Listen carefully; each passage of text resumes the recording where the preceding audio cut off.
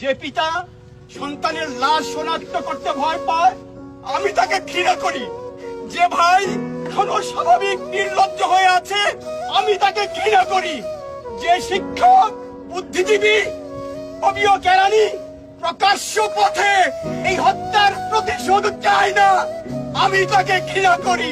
এই মৃত্যু পতাকা আমার দেশ না, এই জল্লাদের উল্লাস মঞ্চ আমার দেশ না, এই বিস্তীর্ণ শ্মশান আমার দেশ না, এই রক্ত স্নাত কসাইখানা আমার দেশ না।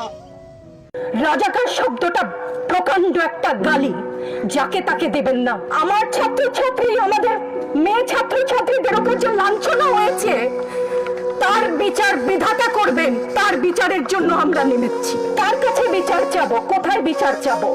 আমরা ঘৃণা জানাই। আমার কথা আমি বলতে পারবো না, আপনি তুলে নিয়ে যাবেন।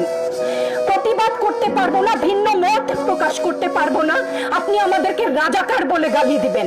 ছাত্রছাত্রীদের উপর জুলুম বন্ধ না করলে পরিণতি ইতিহাস বলে দেয় কারো জন্য ভালো হয় না।